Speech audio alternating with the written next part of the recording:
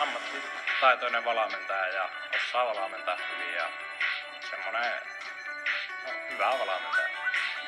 Kyllä on näyttänyt kehitystä tulevan, kun menestystäkin tulee. Mistä siis on kyse? Ammattivalmentajalle on nykyään tarjolla moderneja työkaluja.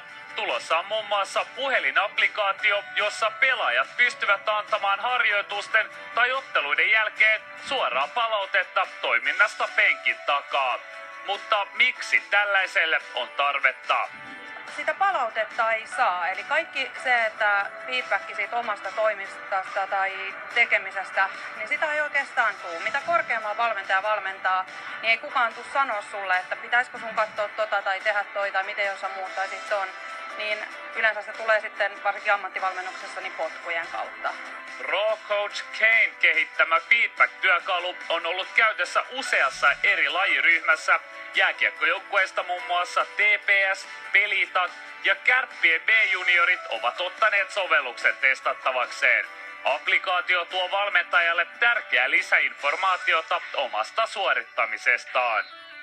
Varmaankin oppinut ottamaan hieman enemmän huomioon sitä vielä, vaikka paljon sitä aina miettii, niin miten aitiossa käyttäytyy, mitä asioita sanoo, minkälainen on oma elekieli, oma olemus. Ei ole vaan yhtä tapaa valmentaa, vaan useampi tapa. Jokainen löytää sen oman tapansa valmentaa, mutta tällä tarjotaan mahdollisuus valmentajan löytää se asia, että tapahtuuko siellä niitä asioita, mitä hän on ajatellut tekevän tai sanovan tai kertovan.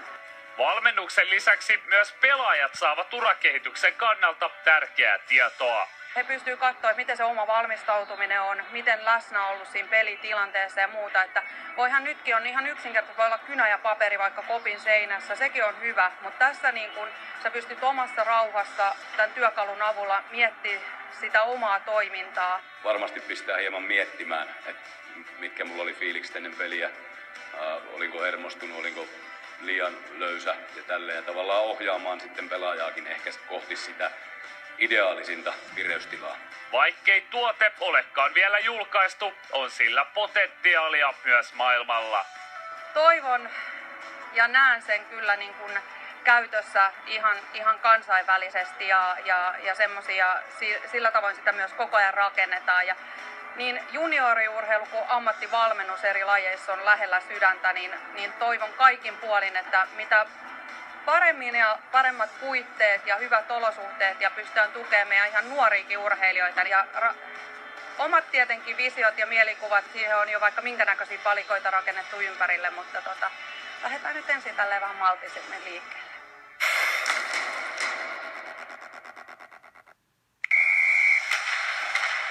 Parhaat pelipaikat tarjoaa Veikkaus.